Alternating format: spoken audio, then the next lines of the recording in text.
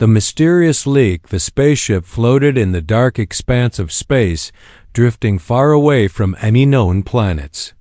Inside, Jack, the human engineer, worked tirelessly to fix a problem that had been bothering him for hours. He was alone, just the hum of the ship's systems keeping him company. The ship had been running perfectly for weeks, but now there was a strange issue, a fuel leak. Jack stood in front of the control panel, his eyes scanning the readout. He had checked every meter, every sensor, yet the leak didn't show up anywhere. The fuel gauge continued to drop, slowly but steadily. He sighed, wiping his sweaty hands on his jumpsuit. There had to be an explanation.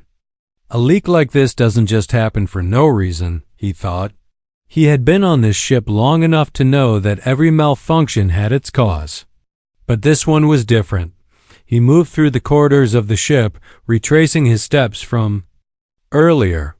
Every compartment had been checked, every pipe inspected, but still no sign of the leak. Jack rubbed his forehead in frustration. He didn't understand it. Was the leak so small that it was impossible to detect, or was something else at play here? The silence of the ship was unsettling, and every small sound seemed amplified in the empty hallways. A clang from somewhere in the distance made him jump. His heartbeat quickened, and he tried to push the feeling of unease away. The ship was old, but it wasn't falling apart. Yet, there was something strange about this whole situation. He reached the engineering bay, where the fuel tanks were stored. His boots echoed on the metal floor as he moved toward the console. The readouts here were no different from the others. Everything looked normal, but the leak kept getting worse.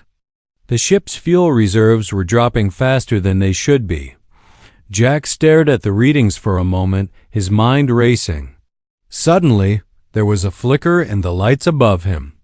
The ship's power systems had a tendency to fluctuate, but tonight it felt more intense. The lights dimmed and then flickered again, as if something was interfering with the electrical grid. His heart skipped a beat. Was it the leak? No, it couldn't be. There was no logical explanation for why the power would go out like this. He felt a chill run down his spine. The hairs on the back of his neck stood up as the air around him grew colder. He turned and scanned the empty space around him. The room was silent, too silent. He shook his head, trying to push the thoughts aside. It was just his imagination. Still, something didn't feel right. Come on, think, Jack, he muttered to himself. He had to figure this out. He couldn't afford to waste any more time. The ship needed repairs, or they would be stranded here with no fuel and no way to get home. The ship's lights flickered again. This time, they stayed off for a few seconds longer. Jack's eyes narrowed as he stared at the darkened hallway outside the engineering bay. A low hum filled the air, coming from somewhere deeper within the ship. It wasn't the usual hum of the engines. It was more like a soft whisper, faint but present. It was almost as if the ship itself was alive, breathing. A sharp sound echoed through the hallway. Jack's heart raced as he spun around, looking for the source. Nothing. He had to be imagining things. He turned back to the console, but his eyes kept darting to the shadows in the corners of the room. The fuel gauge blinked red. Jack cursed under his breath and stepped toward the panel. Something was wrong. He knew it, but what? He couldn't figure it out. A noise behind him made him freeze. A soft scraping sound, like something moving in the dark. He turned slowly, his pulse quickening. The shadows seemed to shift, and for a brief moment, Jack could have sworn he saw something moving. Something small, something alive. A chill swept through him as he backed away from the console. The lights flickered again, and this time, they went out completely. The ship was dark. Jack's breath quickened as he fumbled for his flashlight. He turned it on, shining the beam down the corridor. The darkness seemed to stretch around him, swallowing everything in sight. Then, a sound. Soft at first, but growing louder. A whisper just on the edge of hearing. Jack's heart pounded in his chest. He had to find the leak. He had to figure out what was going on. But as he took a step forward, he realized he wasn't alone.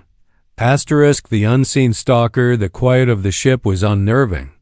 Jack's flashlight beam cut through the darkness, but the shadows in the corners of the ship seemed to stretch, bending unnaturally as though they were alive. Every step he took echoed through the metal halls, amplifying the eerie silence. The whispering sound, barely perceptible, tugged at the edges of his mind. It wasn't the wind. It wasn't the ship systems either. It felt like someone or something was watching him. He tried to shake off the feeling, but it lingered. The hairs on the back of his neck stood on end as he continued his search for the leak. Each compartment he entered was colder than the last, as though the temperature was dropping in response to his every move. The ship, once a reliable vessel, now felt like a dark labyrinth. Suddenly, his flashlight flickered and died. Jack swore under his breath, fumbling for the spare batteries in his pocket. He hated this, the feeling of being so alone, of not knowing what was happening around him. He replaced the batteries and turned the flashlight back on. The beam sliced through the darkness, revealing a narrow hallway ahead. But as he moved forward, a sound stopped him in his tracks.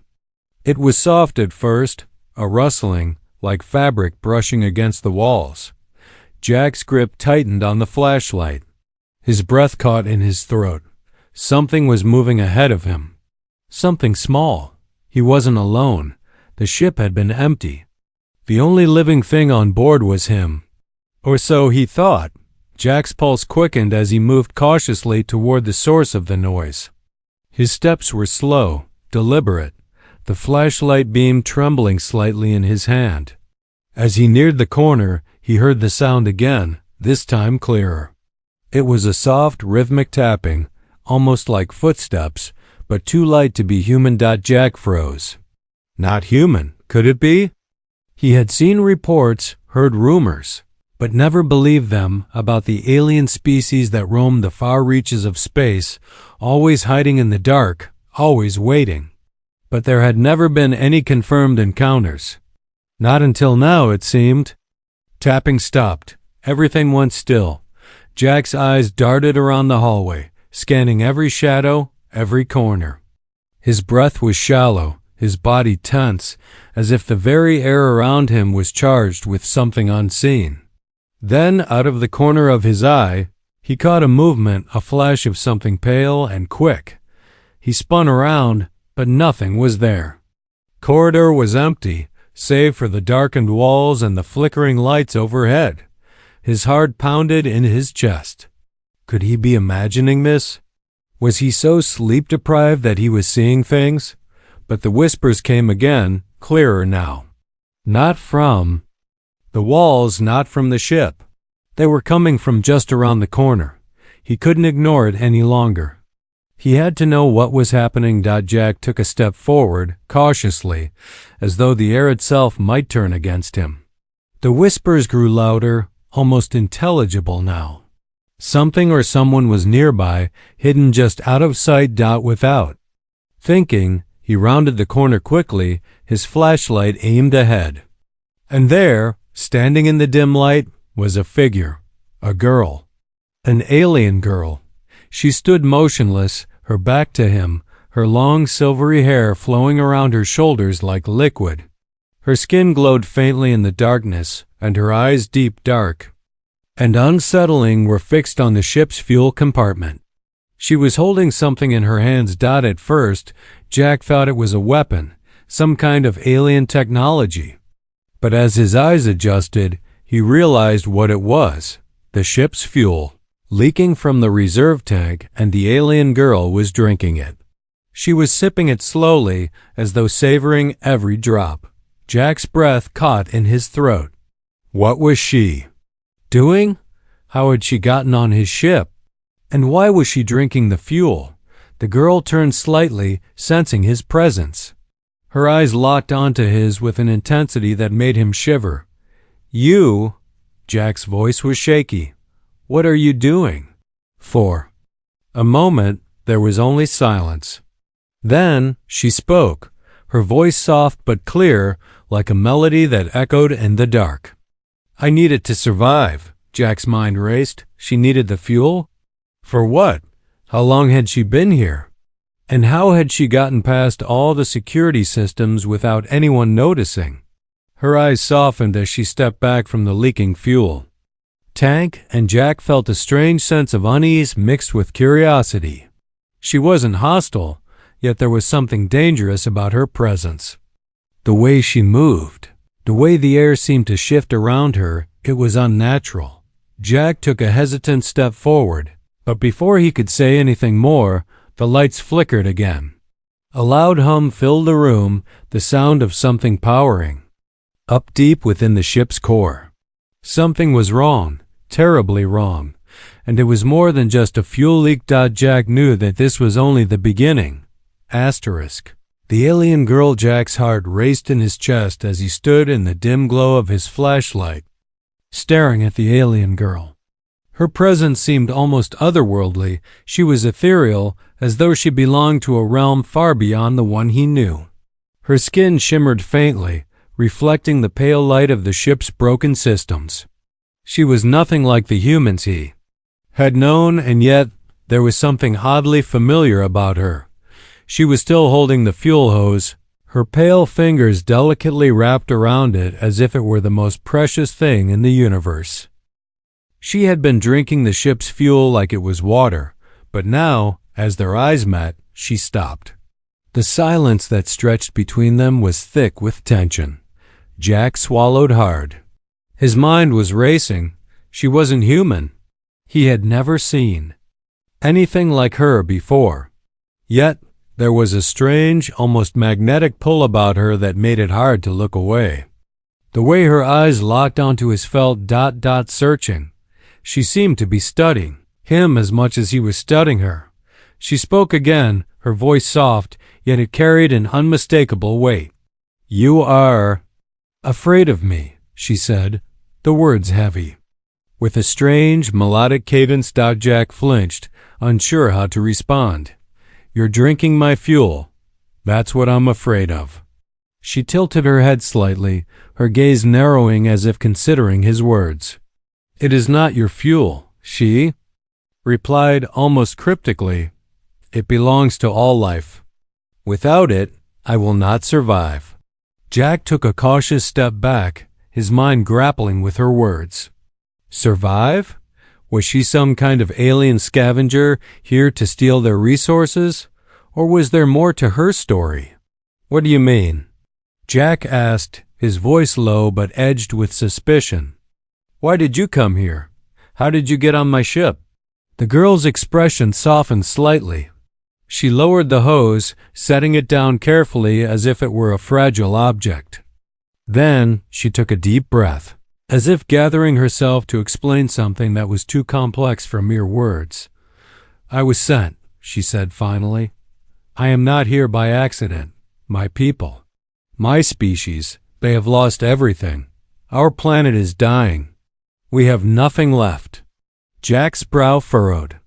He couldn't make sense of it. A dying alien race? But how did she end up on his ship? How did she find it? She continued, her voice quieter now, tinged with a sadness that felt out of place in the cold metal corridors of the ship.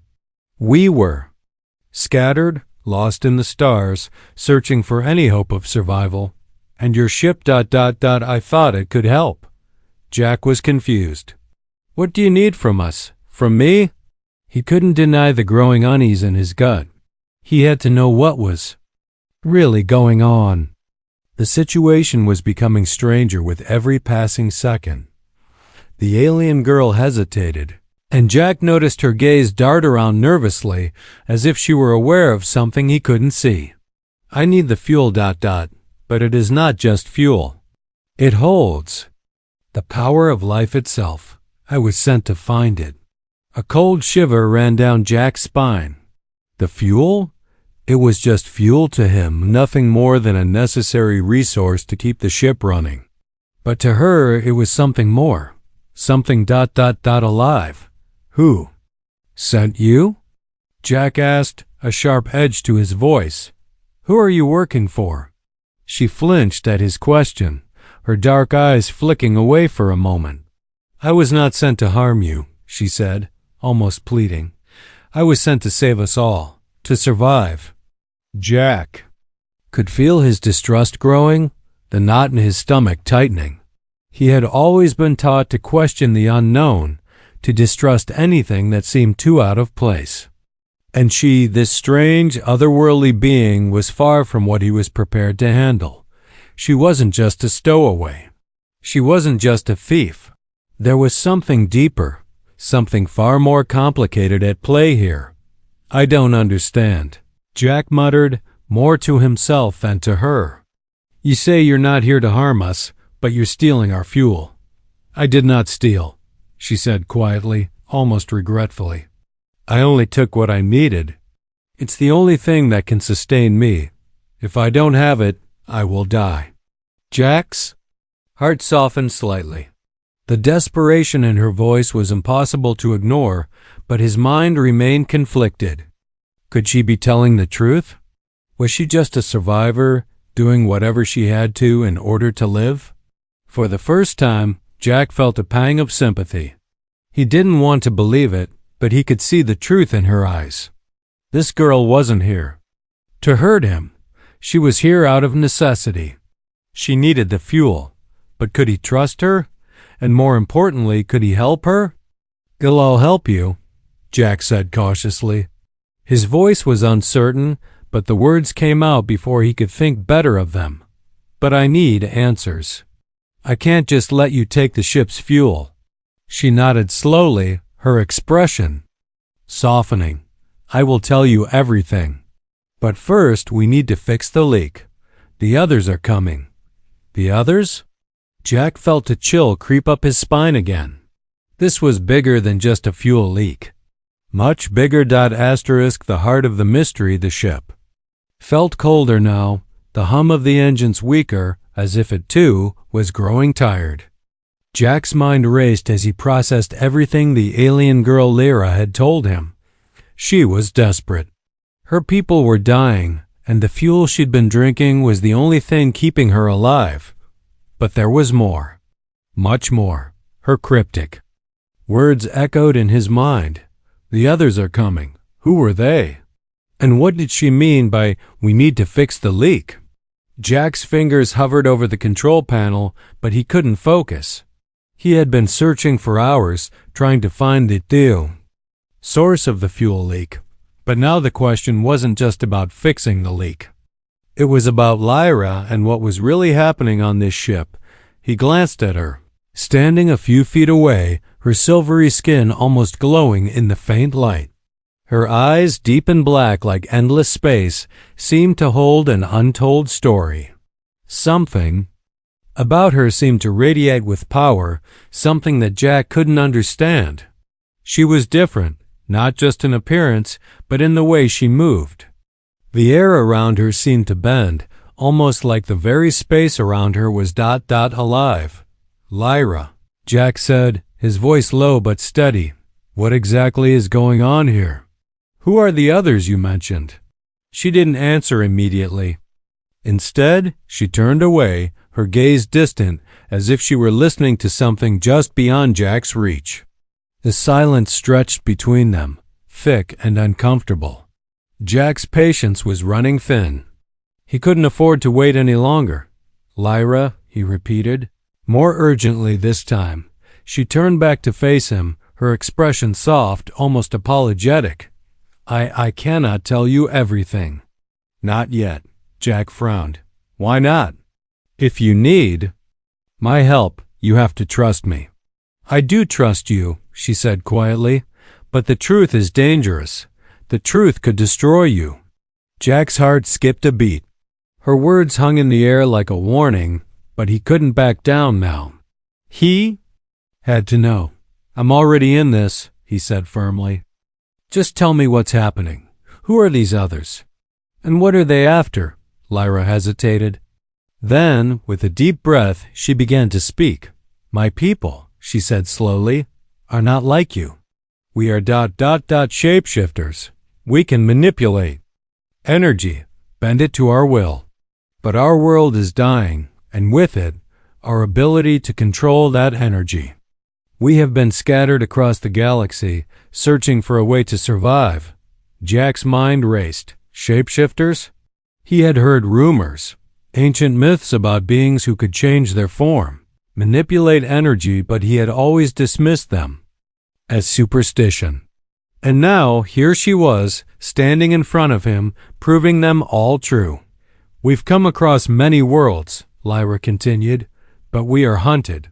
Our enemies, the ones we call the Agori, they seek to destroy us. They want the power we hold, the ability to control energy. They will stop at nothing to take it." Jack felt a cold shiver run down his spine. The Agori. He had heard the name in hushed whispers from passing traders and smugglers, alien mercenaries, ruthless and terrifying, known for their ability to track down and eliminate entire species. But why the fuel? Jack asked, his voice shaky. Why is it so important? Lyra's gaze darkened and her eyes narrowed. The fuel is not just any fuel. It's what sustains life, what powers the very core of your ship. But to us, it holds something far greater. It is a conduit for energy. We use it to survive, to heal, to restore our powers. Jack's mind was reeling. This fuel, something so ordinary to him, something he took for granted, was the key to an entire species' survival. But more than that, it was a beacon. Signal. A trap. The Agori, she whispered, almost as if afraid of saying their name aloud. They know we are here. They've been tracking us for days, waiting for us to make a mistake. They've infiltrated this ship. And if we don't stop them, they will take everything, our power, our hope, and they will destroy you too. Jack's heart pounded in his chest. Infiltrated the ship? The Agori were already here. A loud bang echoed through the ship, followed by a series of sharp, rhythmic clanks. Jack's eyes shot wide open. The sound was coming from the lower decks, from deep within the ship's engine room. He could feel the vibrations in the metal walls beneath his feet. Something was happening. They found us, Lyra said, her voice barely a whisper. Her eyes flicked nervously toward the hallway. We don't have much time. Jack's head was spinning. The danger was real. The Agori were here. And whatever had been happening on this ship, whatever he had been investigating, was now a fight for survival. Not just for him, but for Lyra and for whatever was left of her dying people. Where do we go? Jack asked, his voice steady now, a resolve settling over him. How do we stop them? Lyra glanced at the door to the engineering bay, her face grim. There's a way, but it's risky. And if we fail, we die, Jack finished for her. I know. He didn't hesitate. There was no more time for questions. No more time for doubt. It was time to act. Lyra led the way, her movements fluid and quick, her eyes scanning every corner of the ship. Jack followed, his heart pounding in his chest, knowing that everything was about to change. The battle for survival had begun. Asterisk, a dangerous alliance, the ship was vibrating now.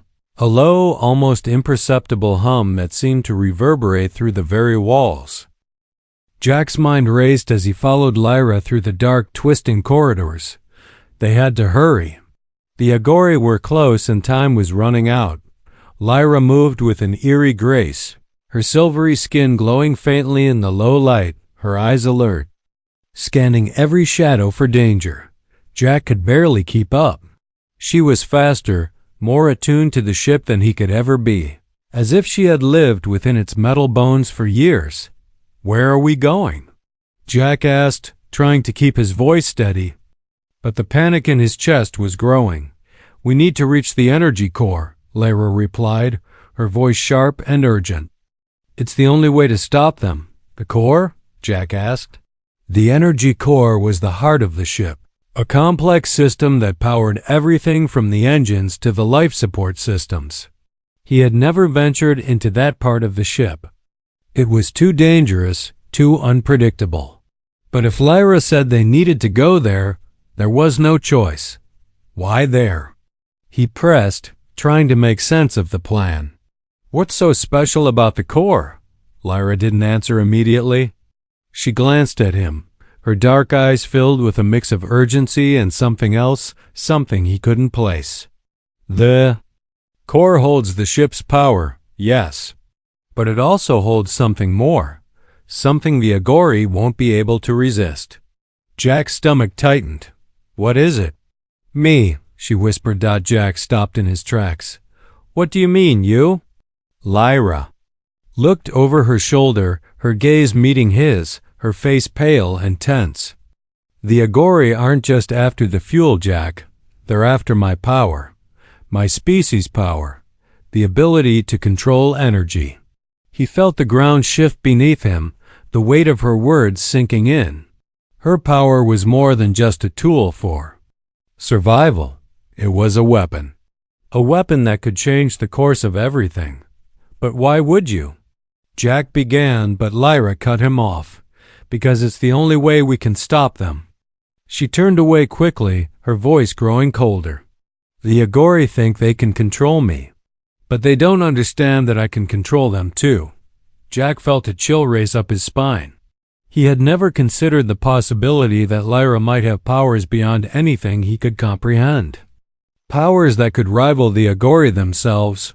They reached a narrow, dark passageway leading to the core.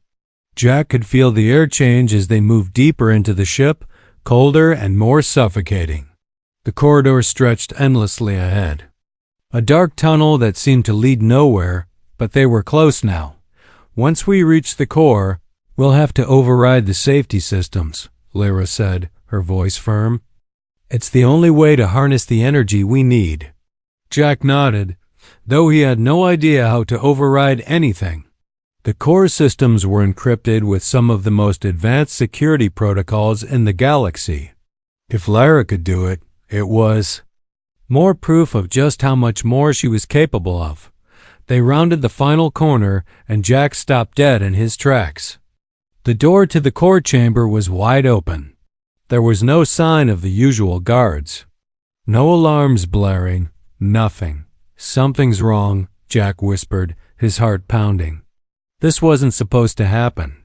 They were too close to the Agori now. Lyra stepped forward, her eyes scanning the room ahead. They've already been here. Jack's pulse quickened as he followed her into the massive chamber. The core stood in the center, a towering structure of swirling blue light and pulsating energy. But something was different. The core's energy signature was off, flickering like a dying star. The Agori had already tampered with it. This isn't good, Jack muttered, taking a step toward the central control panel. If the core's destabilized, we don't have time, Lyra cut him off. We need to act now.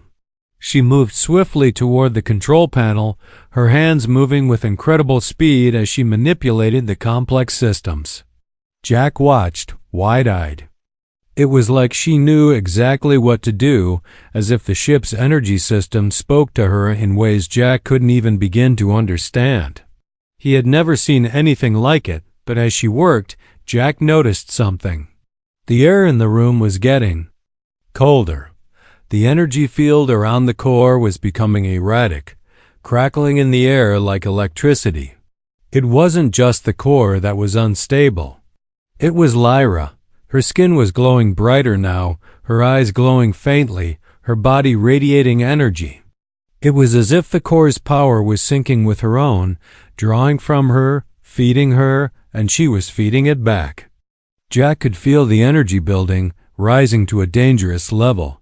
"Lyra!" he shouted, fear creeping into his voice. "What are you doing?" "I'm fixing it," she said through gritted teeth. "This is the only way to stop them. I can't let them take the power, not without a fight." Jack's heart hammered in his chest as he watched her, torn between fear and awe. She was becoming something else, something that barely resembled the person he had met just hours ago. The Lyra before him wasn't just a survivor. She was a weapon, a force of nature, barely contained. And if the Agori were coming for her, they were about to make the biggest mistake of their lives. Asterisk, the enemy revealed. The hum of the core grew louder, its energy swirling violently around them, pulsing like a heartbeat. Jack's instincts screamed at him to move, to run, but he was rooted to the spot. He could see the light in Lyra's eyes, her body shimmering with energy, but it was becoming clear she wasn't just using the core's power. She was becoming part of it. Her breathing was shallow, her hands trembling as she manipulated the controls. The room crackled with the sound of electricity, the air growing thicker, charged with an unnatural force. "Lyra," Jack said, his voice tight with fear. This isn't just about stopping the Agori. You're dangerous. You need to stop." "I'm not dangerous," she whispered, her voice trembling. "I'm trying to save us." Her eyes darted to the door, her body bracing for something. She could feel it too. The Agori were near. Their presence had been growing in the air, a shadow that stretched further into the ship. Suddenly, a loud crash echoed from the hallway. The door to the core chamber slammed open with a deafening clang, and a group of shadowy figures poured in. They were tall, menacing, their features partially obscured by their dark armor. The Agori, Jack's blood ran cold. These weren't just any mercenaries, these were the ruthless hunters, the ones who had been chasing Lyra's kind across the galaxy for centuries. Their eyes glowed faintly beneath their helmets, a dangerous red hue that sent a shiver down his spine. "You're too late," one of the Agori growled, his voice a low rasp echoing in the chamber. "This ship and its power belong to us now." Jack's muscles tensed, his breath shallow. There was no time for hesitation. "We need to get out of here," he whispered to Lyra, but when he looked at her, he realized it was too late. She was already changing to far gone, too connected to the core. The ship's energy was pouring into her, feeding her strength. The Agori leader stepped forward, his movements slow and deliberate. "Lyra, you've become a tool of destruction?" he sneered. "Your people have always been too naive. You think you can control this power? We will take it from you. We will break you." Lyra's body jerked as the core's energy surged through her. Her skin pulsed with a bright light, but the power was starting to overwhelm her. The room was vibrating violently as if the ship itself was reacting to the battle of wills. "No." Lyra's voice was weak, her control slipping. "I won't let you take it. I won't." Before she could finish, the Agori leader raised his hand, and a wave of dark energy surged toward her. It struck her body with a force that sent her sprawling back. Jack barely had time to react as she collapsed, her shimmering form flickering like a dying light. "No!" Jack shouted, rushing to her side. But the Agori weren't finished. They moved quickly, surrounding them, their weapons aimed at both Jack and Lyra. The leader stepped closer, his red eyes gleaming with cold fury. "You can't save her," he hissed. "She is nothing now, just a vessel." Jack's pulse raced as he crouched next to Lyra. Her body was convulsing, the energy of the core leaking from her, flickering and unstable. He could see it now. Lyra wasn't just fighting the Agori. She was fighting herself, her power threatening to tear her apart from the inside. "I won't let you take her," Jack growled, standing up to face the Agori leader. His voice was steady, but his heart was pounding in his chest. The Agori leader laughed, a deep, mocking sound that made Jack's blood run cold. "You think you can stop us? You're nothing. You're weak. You can't even save yourself, let alone her." Jack's hand instinctively reached for the ship's control panel, but his mind wasn't focused on the ship systems anymore. It was on Lyra. He had seen the way her eyes had flickered when the core's energy flowed into her, There was still a chance. He could feel it. She wasn't lost yet. His mind raced, and an idea sparked in the back of his mind. It was risky. It might even kill them both. But it was the only way. If he could use the core's energy, tap into it just enough, they could fight back. He glanced at Lyra's trembling form, but the Agori leader saw the shift in Jack's expression and smirked. "Fool," he muttered, raising his weapon. Before Jack could react, the ship's lights flickered, then went completely black. The core's hum grew deafening, vibrating through every inch of the ship. A split second later, a surge of energy erupted from the core, flooding the room in a blinding flash of light. The Agori staggered back, their weapons faltering as the energy tore through them, searing their armor. The ship shook violently, the walls creaking under the pressure of the massive surge. Jack's ears rang, his vision blurring as the energy crashed around him like a storm. But amid the chaos, he heard Lyra's voice, a desperate cry. "Jack!" He turned to see her, her eyes wild with pain, but her form was stabilizing, slowly, rising to her feet. The Agori were retreating now, their leader cursing as his soldiers scrambled to regroup. The Agori couldn't control the energy like Lyra could. It couldn't harness it, couldn't bend it to their will, but Lyra could. The battle had just begun. Asterisk, the final sacrifice. The ship was falling apart. The lights flickered in and out, the walls groaning as if the very heart of the vessel was being torn open. The core's energy, once an unstoppable force of life, was now a storm of raw power, twisting and breaking the ship from the inside out. Jack could feel the tremors beneath his feet as the structure shuddered, trying to withstand the chaos Lyra had unleashed. Through the haze of flashing lights and pulsing energy, he saw her. Lyra stood at the center of it all, her body glowing brightly, radiating an energy so intense that it seemed to push the very air away from her. Her eyes were wide, glowing with the power she had tapped into. But there was pain there too, a deep raw pain, like the energy was too much for her to control. "Lyra!" Jack shouted, pushing through the chaos toward her. "You have to stop." The ship's falling apart, but she didn't respond. Her body shook as the core's power surged through her, every pulse causing her to stumble, her breath coming in ragged gasps. It was as if she were trying to hold on to something she couldn't control, something that was too much for one being to bear. Jack reached her, his hands trembling as he grabbed her arm, pulling her closer. "Lyra, listen to me. You're killing yourself." Her eyes met his, but there was no recognition there, no relief. She was fighting something within herself, fighting the power, fighting the core that was now fully merged with her. The Agori were gone, but the real threat now was the energy itself, the very thing she had tried to use to stop them. "I can't stop it," she whispered, her voice barely audible over the storm of energy. "It's too powerful. It's too much. Jack felt his heart break. The girl he had once seen as a desperate lost survivor was now something more, something beyond his understanding. She was becoming a living conduit of the energy, a force that could either save them or destroy them all. But the cost was too high. "I'll help you," Jack said urgently, his voice cracking. "Please, I can help you." But Lyra shook her head weakly, her face twisted in pain. "No. It's already too late for me. The Agori were right. My species was never meant to wield this kind of power. I can't control it." Jack's pulse raced. "What are you talking about? You can fight this.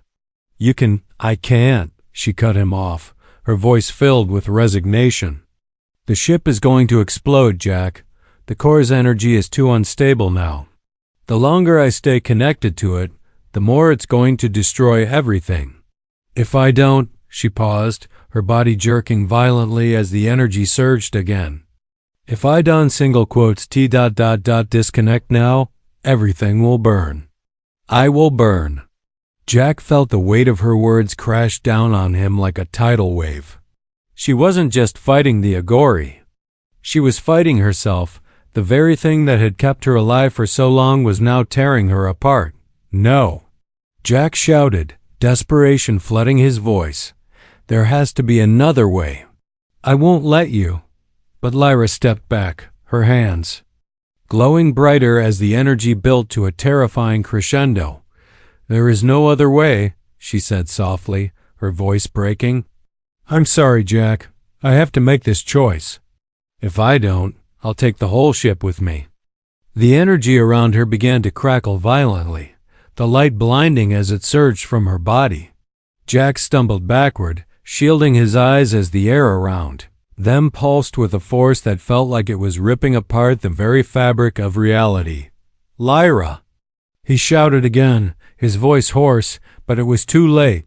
With one last anguished cry, she raised her arms toward the core, and in that moment, Jack understood. She wasn't just trying to stop the explosion, she was sacrificing herself to contain the energy. She was giving everything she had left to save the ship, to save him. In a blinding flash, the energy erupted around her, swallowing her whole. The ship shook violently, the force of the explosion rattling every inch of metal. Jack threw himself to the ground, his body pressed against the cold floor as the world around him twisted and cracked. For a moment, there was nothing but light, pure, white light. And then silence. When Jack finally opened his eyes, the ship was still. The core had gone silent, its energy dissipated into the void. The walls no longer groaned under the strain, and the tremors had stopped. But the silence felt heavy, oppressive. Jack pushed himself to his feet, his body aching, his heart heavy with grief. He looked around the now still chamber, the faint hum of the ship's systems the only sound, and then he saw it, a small, faintly glowing orb hovering where Lyra had been. It was her. The energy she had sacrificed, the part of her that remained, was now contained in that fragile light. Jack reached out, his fingers brushing the orb gently. It flickered, as though responding to his touch, and for a brief moment, Jack could feel Lyra's presence, her sadness, her hope, her sacrifice. He held the orb close to his chest, knowing what he had to do. The ship was still alive, but the war was far from over. The Agori would never stop hunting her people. But now, Jack had something they could never take: Lyra's legacy. With a deep breath, Jack turned toward the control panel. The ship wasn't done yet. It wasn't over. And neither was humanity's fight.